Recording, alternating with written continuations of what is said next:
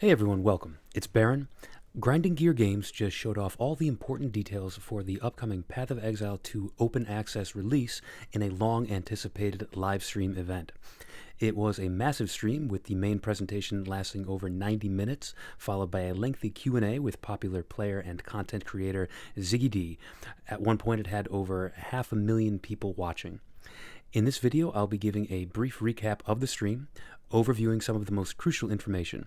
I'll also link the full live stream down in the description.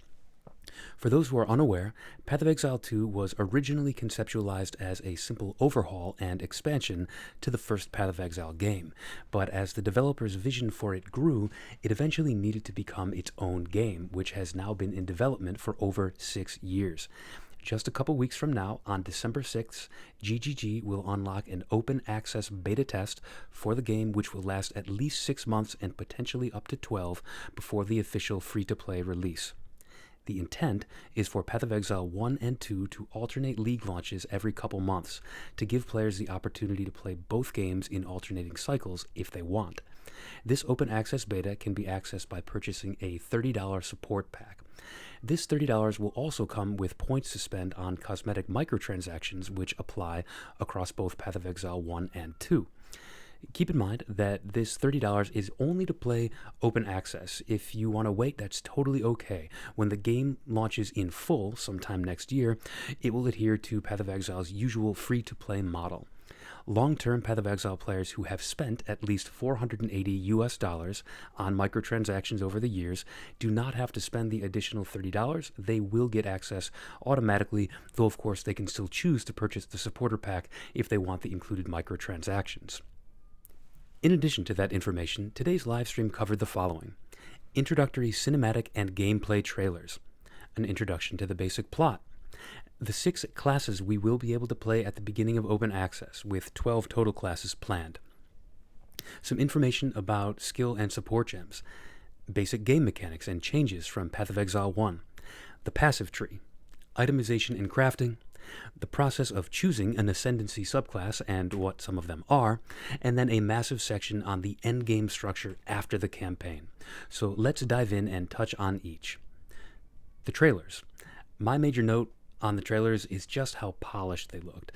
The cinematic trailer is easily on par with anything Blizzard puts out, and that was always one of Blizzard's main claims to fame in the RPG world. I encourage you to watch these for yourselves. I'll link them in the description. Plot. In terms of plot, we pick up 20 years after the end of the first Path of Exile game as totally new, separate characters. The events of Path of Exile 1 and the exile who caused them are spoken of as stories. We know that some piece or some offspring of Malachi's beast from Acts 4 and 9 is going to be some kind of major MacGuffin or antagonist. In the cinematic trailer, the seed that will spawn this new beast appears to be stolen from a hooded supernatural figure.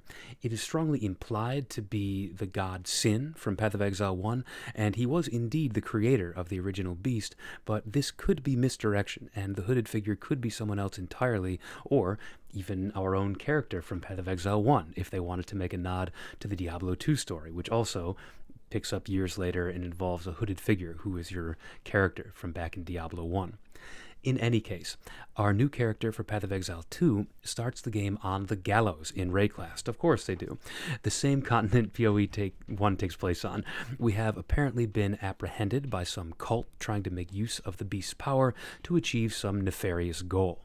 We immediately escape the Gallows, but we know that we will be eventually coming back to fight the Executioner who almost killed us. But that's about it to get us started on the plot. We will find out the rest as we play.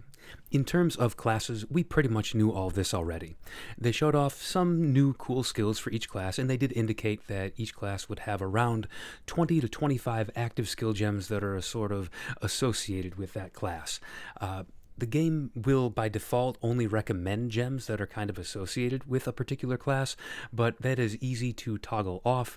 It's just an option, and just like in Path of Exile 1, any class can use any skill.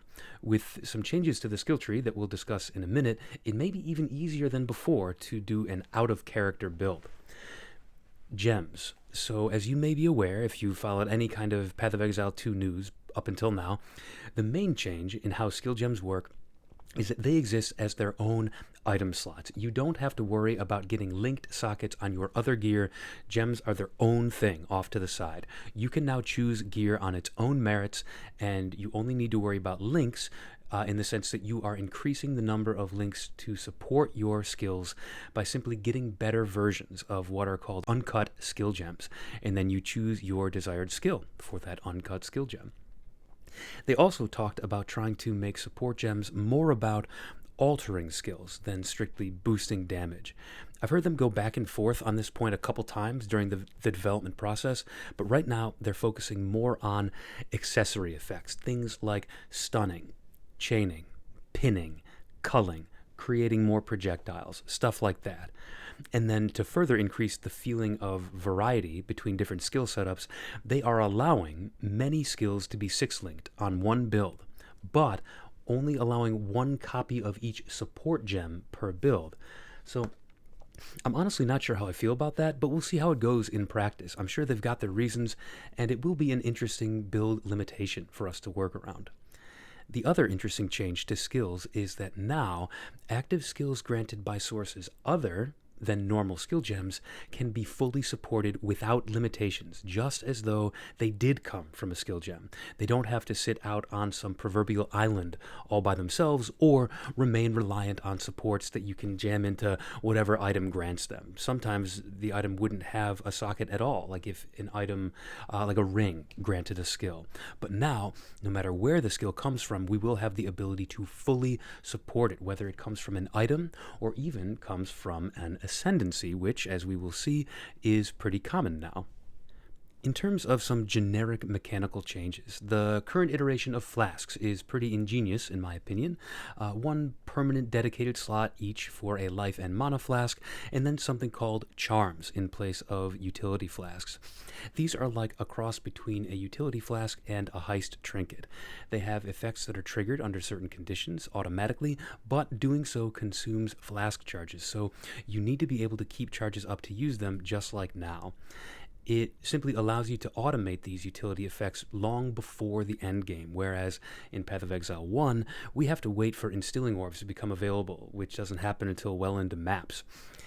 They said that when they observed playtesting, one of the most common sticking points for players of all skill levels was doing that utility flask piano, where, every 5 to 7 seconds you would just hit the same buttons over and over again. And I 100% agree with this. Good on them for finding a solution, and a more elegant one, I think, than instilling orbs, going to this charm system instead.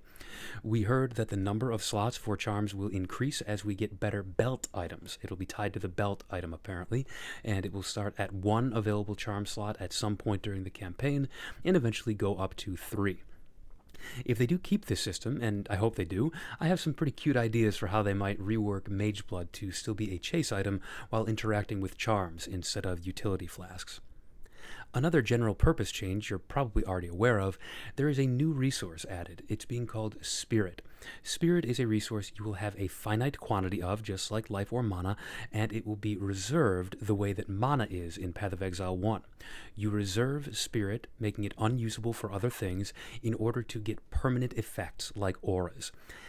The effects that require reservation are expanding, though, in Path of Exile 2. Now, you will need to reserve Spirit, in this case, to do things like have permanent minions, though as a trade-off, those permanent minions now come with the benefit of automatically being resummoned when killed. So yes, you have to reserve some Spirit, you get to use fewer auras when you do that, but they do get automatically resummoned, so it's a big quality of life change. Additionally, the new Ancestral Bond Keystone, the new version of it, will give you a theoretically unlimited number of totems, but at the cost of having to reserve Spirit for them now. So presumably Spirit would not be required for totems by default, and so this Keystone introduces an interesting trade-off. And then just some other quick miscellaneous notes here. Some quest rewards include now things like permanent resistance boosts. And so I'm assuming that those are going to basically be as mandatory as the skill point quests are now, because everybody's going to want to take pressure off their gearing by getting these resistances. And then also, gold is still in the game as it was intended to be. It can still be used to respec points and gamble items, as well as now being used as the main vendor currency to allow you to use crafting currency for its intended purpose. More on that in a minute. Moving on to the passive tree first, though. It generally works the same as it does in Path of Exile 1. We get 1 skill point per level, and we use them to allocate nodes that give us constant passive buffs.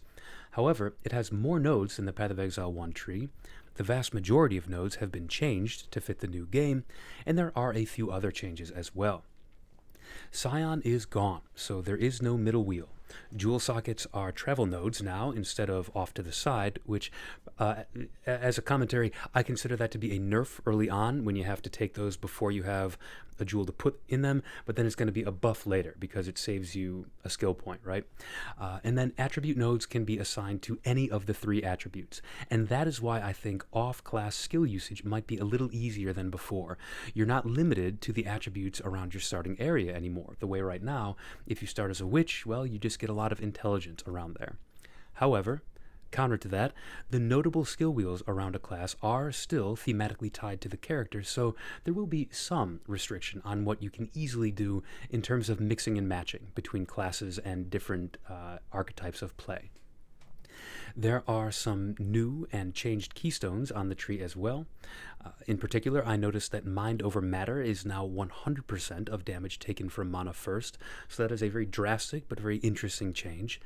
Additionally, the skill tree now allows you to collect a special kind of skill point from various campaign quests that can be used in 2 different setups. This was announced a long time ago if you've been keeping up with the news, but just to recap, these special skill points will not be a majority of your skill points, but it will be a sizable chunk that can be assigned twice, and their roles can be swapped between. It's like the skill point exists simultaneously in 2 alternate dimensions. These skill tree setups can be assigned to specific skill gems and weapons so that your character can do things like swap between 2 elements or a 2-handed weapon and a 1-handed and shield or things like that. It all happens automatically when you use the appropriate skill, so no manual swapping is required. And now, on to itemization and crafting, and there are some big changes here. First of all, the stat called Item Rarity will now also contribute to the tier of modifiers on dropped items. So if you participated in Necropolis League in Path of Exile 1, think of the mod tier corpses here, which ruled out low tier modifiers. This is enormous. Anything on your gear or anything in the environment which increases the rarity of items is going to improve the actual quality of the drops.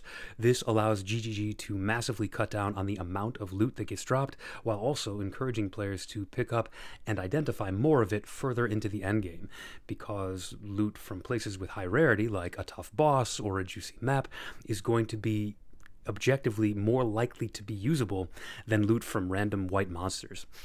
And then the other way they're encouraging picking things up is through the crafting overhaul. Crafting currencies mostly focus on adding mods to items now, with the Scouring Orb removed completely. One of the big changes, in addition to that, is making Exalted Orbs extremely common. They are now on par with currencies like Alterations. They said that we are going to be seeing several of them in Act 1 alone. In fact, in the interview they said that during the development process, anytime they caught people like complaining in Act 1 about not having good enough gear or something, they would just increase the rate of the drop rate of Exalts. Just, something's going wrong, just increase drop rate of Exalts over and over again. And of course, the intended practice is then meant to be that you do the Transmute, Aug, Regal, Exalt, and that's just going to be a big part of how you get items. And they're doing even more to encourage crafting in this way. So for starters, essences now come in 2 varieties. One adds a guaranteed mod to an item, but makes it normal to magic instead of rare, like it would in Path of Exile 1, and it adds a guaranteed mod to that magic item. But then there's another version of an essence which takes a magic item and adds a mod to that and makes it rare with a guaranteed mod, and it was confirmed that these 2 can be used in conjunction, meaning that many crafting projects are probably going to start with essence to get a guaranteed mod, augmentation to get a random mod, and then another essence to get another guaranteed mod. It's very unusual without a fractured item in Path of Exile 1 to be able to get 2 guaranteed mods. Now, maybe with this process, maybe you'll start over from scratch if you get a bad augmentation, but remember, with Scours no longer existing, you may have to either source a new base, a new white item to use, or annul it twice, which seems inconvenient and inefficient. but you'll be able to get many of these basic crafting currencies by disenchanting items at the vendor. You'll just have to choose between whether you want to disenchant items for crafting items or sell them for gold. Both have benefits. You can do some things with gold and other things with crafting items. The major functions of the crafting bench, meanwhile, have been split off into other functions, and the bench itself is gone. The process of adding mods to an item has now been shifted to sockets. That's right, even though gems won't go in sockets anymore, gear will still have them. Body armors and two-handed weapons will have up to 2 by default, and other items can have up to 1 socket by default. This can be increased by +1 as a random result of a Vol Orb, and much like gem levels in Path of Exile 1, this does allow you to go over the normal maximum up to 3 and 2 sockets, respectively. These sockets start by accepting items called runes, which replicate the effects of the old bench crafts, giving you the ability to do effectively the same thing. You are customizing and enhancing an item to your needs. Later on, there will be fancier things to put into the sockets in the endgame that are better than the standard rune mods. The other major function of the crafting bench, meta crafting, has been offloaded to the items called omens. Now, omens work the same way as they do in Path of Exile 1. You simply have them in your inventory, and they get consumed when you perform an action under certain conditions. But now, there are meta mod omens for things like when you exalt an item, it can only exalt a prefix, and things like that. They resemble old bench-crafted meta mods. We'll have to see what all of them are, but that's the general idea. And the last thing to note about items is that they claim they want all unique items to at least have a theoretical case use in the endgame, even if it's a low-level item. They don't want to make anything that's purely bad or a meme item. I'd say I'm skeptical but optimistic, if that makes any sense. Like, I doubt they can do it for all items, but I'm damn glad they're trying, and I look forward to the many successes that I'm sure they'll have. But let's move on and talk about one of the really exciting things, the Ascendencies. We know that 6 of the 12 classes will be available on open access launch, and we now know that each of these 6 will be able to choose from 2 of their 3 Ascendancy options.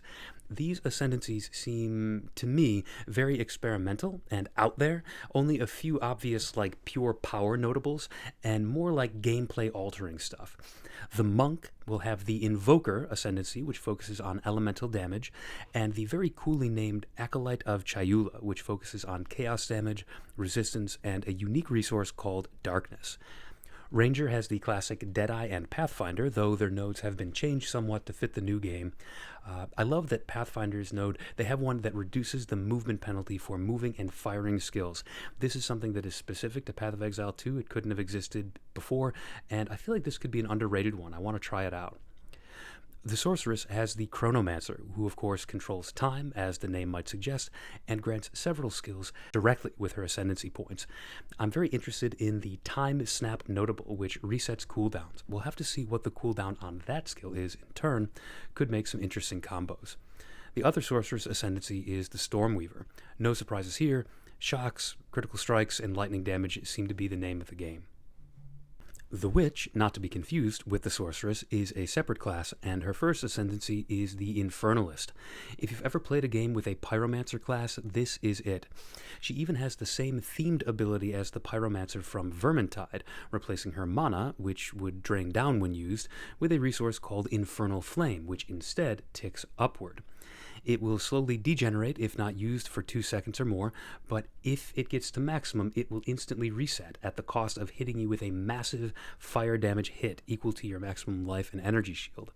Now, we can't be 100% sure if this works by Path of Exile 1 rules, but if it does, this downside seems like it should be mitigated by resistances and other damage reduction. So this may be less of a suicide and more of a managing fire damage situation like Righteous Fire or Annihilation's approach. We'll have to see. The other Witch Ascendancy is the Blood Mage, who inherits some abilities from the similar Wildwood Ascendancy. This has a very bloodbender vibe from like Avatar: The Last Airbender, which the interview even called that out specifically. She pays for abilities with blood and focuses on stacking and leeching life. No surprises there. The Mercenary is a new class who focuses on crossbows and grenades, but the 2 Ascendancies we've seen for him thus far have some pretty wild notables, especially the second one. The first one is a Witch Hunter, and it has some offense and some defense nodes, plus the interesting mechanic of giving enemies a resource called concentration, which the Witch Hunter can break this concentration by dealing 40% of the enemy's life as damage. It's not entirely clear to me what this concentration resource does exactly. I may have missed it in the stream, but it seems like it would have just thematically something to do with like stun or a similar effect.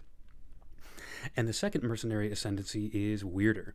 The Gemling Legionnaire, a type of character you may remember from Act 8 of Path of Exile 1. Cramming skill gems into his actual flesh, he has odd but potentially interesting abilities like gaining 3 extra skill slots, gaining max resistance per color of gem socketed, and even adding quality to skill gems. We're going to have to see more of this guy to get a feel for him, but it's definitely out there. This is going to be different than anything we've played before. The last class might be the most straightforward, the Warrior. The Warrior's Warbringer Ascendancy seems to be some of the old, like, chieftain nodes split off into their own thing, focusing on totems, war cries, explosions, that kind of stuff. Meanwhile, the Titan Ascendancy is pretty simple. It is a bonk ascendancy. Bigger hits, stuns, crushing blows, that kind of thing. We haven't seen all possible nodes for these 12 ascendancies yet, so I'm truly not sure what I will start as my first character, but I feel like I would be saying in character to myself if I went with a Titan. I've always been kind of a big bonk guy at heart, but we'll see. But that's just the ascendancies themselves. You might be wondering, cool, but how do I get them? Are we going back to the labyrinth again? And the answer is no, or at least very minimally and not directly. So to reduce the toil of grinding the labyrinth over and over again, there are now 3 options for the sorts of trials you have to beat to get your ascendancy points, each associated with a different culture from Rayclass history. And the good news is you can mix and match and choose among these. If you like one way in particular, you can just do it several times in a row in increasing difficulty, or if you'd rather mix it up and try them all, you can do that too. Now, only 2 of the 3 options are available to start for open access, but it seems clear that they are all sequels or redos of mechanics from Path of Exile 1 under slightly different names. One method is just an updated version of Sanctum. It's got a few elements of the old labyrinth built in, like the idea of silver and gold chests, but other elements are all Sanctum. Relics, boons, afflictions, that kind of thing. The resource Resolve, the name of it has been replaced with Honor, but it's functionally identical. It's still just Resolve. Honestly, in hindsight, looking back, I'm kind of feeling stupid for not realizing ages ago that Sanctum looked like, when it launched, it looked like kind of a beta test version of a reworked Labyrinth. But yeah, I think it looks very cool. I'm looking forward to trying it out. The second option, available right off the bat, is a reworked Ultimatum, just with larger zones that you have to make your way through instead of just the little small circle from the original Ultimatum. But this is probably the most pure combat focused of the options. You just have to kill a bunch of enemies under difficult conditions. There's really no strategy other than don't pick downsides that'll kill you.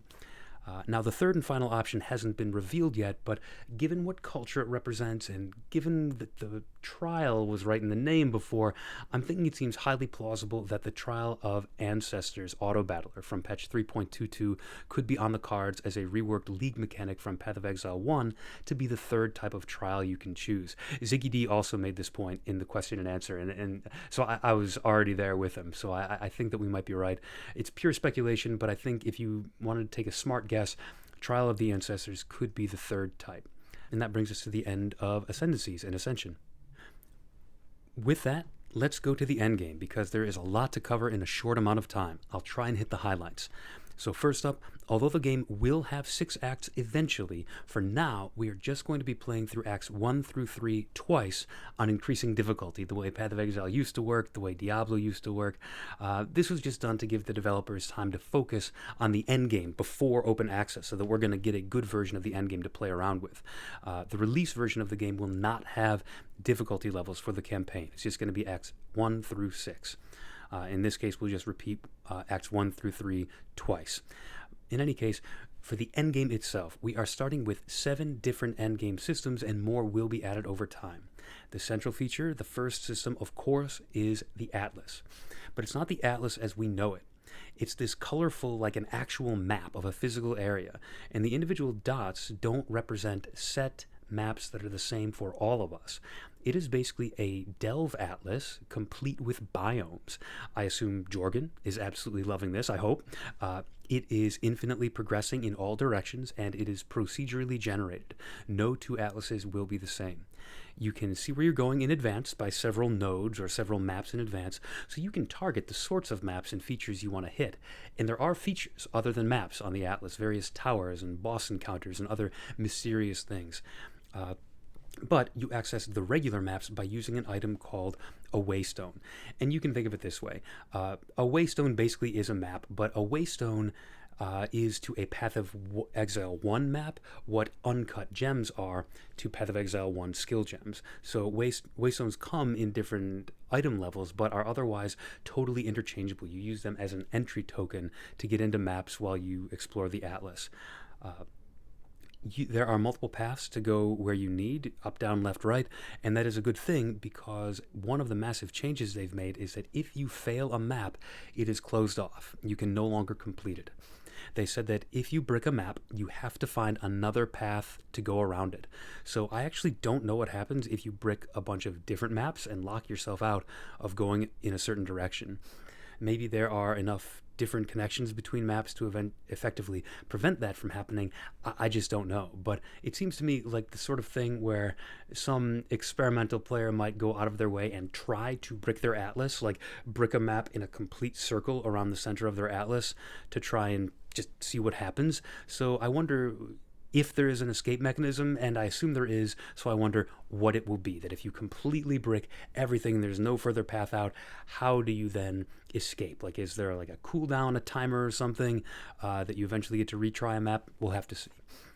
But the interesting thing that will take some getting used to about this is that you cannot run the same map on repeat anymore. I mean, that seems obvious. You're running across these maps at random. You are beholden to whatever maps happen to spawn around you. So sure, you can kind of target them from afar, but you are going to have to run several maps in between, maps that you may not want to. And with over 50 distinct types of maps, it seems like you're not going to be spending any significant amount of time running the same one, for better or for worse. Maybe this will spice it up, but also maybe this will be annoying that we can't choose a layout. I don't know. But other than the Atlas, we also have Breach, Ritual, Delirium, Simulacrum, Expedition, and Endgame versions of the Ascendancy trials. And then beyond that, Pinnacle bosses. Each of these mechanics is associated with their own special reward type. For example, the trials are the best place to get what are called soul cores, replacements for runes that get socketed into your items but have much more interesting effects than the typical bench crafts. Additionally, several mechanics and rewards seem to have been combined and condensed from Path of Exile 1. For example, Breach now drops catalysts, which originally were associated with Metamorph and then later associated with Ultimatum. There's also a cool new effect where the Breach rings that drop, rather than having that kind of useless effect of having increased effect during Breach encounters, they now have the effect that you can catalyze them up much higher than normal jewelry, so that's very interesting. On top of that, Delirium now drops basically what are going to be they're called distilled emotions, but they are oils. They are blight oils, effectively. We don't know what happened to blight itself. Maybe it's coming back eventually, maybe it's not. But for the moment, if you want to anoint passives on your skill tree, you will use distilled emotions from Delirium. Now, in place of watchstones, sextants, and scarabs, there are now items called tablets. All of those things, watchstones, sextants, scarabs, they've all been kind of fused into this tablet system. But they pretty much do what you'd expect based on, the things that went into them. You apply a tablet to a tower, one of these central towers you can find in some of the areas. It's kind of like applying an old craftable watchstone back in the day. And applying these tablets buff up the danger and the reward of those mechanics of the nearby maps in the radius in various ways. It seems like the number of uses will be limited by the simple expedient that I think you can only run each map in an area once. So once you exit that geographic area of the tower's influence, you would need a new tower and a new tablet. I'm pretty sure that's how it works. I don't think you can run the same map on repeat. I think it's more like Delve, where you have to keep pushing. Now, the big overall meta change is that it is now encouraged and apparently built in that you will get the items you need to progress to harder versions of the content by playing the content itself without having to go farm something else. You can do the expedition loop of do expedition to logbook, stuff like that. Each content type also has its own separate passive tree, except for the Ascendancy trials. But everything else, including bossing, has its own separate passive tree with separate points to allocate, so that you don't have to divide up your points or reallocate them if you want to switch strategies. And then finally, there is also a hidden central final pinnacle boss who they didn't reveal, but who I personally am betting is Cyrus. I think it is Cyrus, or perhaps for fun, even a new version of Cyrus, which is actually our old Path of Exile 1 character. The way Cyrus was supposed to be the Exile from previous versions of Path of Exile 1 who killed the Elder, they could update that again and have us from Path of Exile 1 be Cyrus, something like that. But like the imagery they showed off for this pinnacle boss, it just looked like imagery that would be associated with Cyrus, and the idea of a tower at the center of a maze to reach him, it just looked a lot like the Citadel portals that you would use to access the boss fight. And then the whole maze thing, that would, I feel like, kind of be a funny, self-aware nod to the stupid, circuitous route you always had to take. You know, if you ever died in the Cyrus fight and you had to go trudging back through that whole thing to get to Cyrus, you know, maybe they're just kind of like giving themselves a little ribbing about that in hindsight. Plus, of course, the storms that you would encounter during the Cyrus fight, they also constituted a sort of shifting maze of their own. And then Cyrus would have the rock mazes that you had to escape from. So, like, I feel like the maze theme is all tied up in Cyrus. So that is my personal guess here. I do also think that Mark let slip during the Q&A. I thought I heard him say that one of the bosses on the way to the final one was a warlord, and we do know that Drox the Warlord is one of Cyrus's 4 Elder Slayers that gated access to him originally, so that sure sounds like the route to Cyrus to me, but it is all speculation, and I'll be excited to see who it is, whoever it is. I don't know if I'll be able to avoid spoilers while watching and reading other content, but it would be pretty cool to be able to go in unaware for that first time. In any case, those are the major highlights. I did have to skip a fair amount of detail to cram it all into a shorter video. I wasn't able to edit this video as thoroughly as I would have liked to make sure that I got it out in a reasonable amount of time. But if this has sounded interesting, I definitely encourage you to check out that original VOD that I'll link. It was a real spectacle, and it got me very hyped to try the game. I'm still definitely curious about how I'm going to feel about the more combo-oriented, decision-making combat they seem to be focusing on, but I'm definitely going to be going in, giving it the benefit of the doubt, and you can definitely expect some content from me on this channel right off the bat when early access starts on December the 6th. Let me know if you'll be joining the fun down in the comments and which ascendancy you think you'll shoot for with your first character. But in the meantime, thank you so much for tuning in, and take it easy.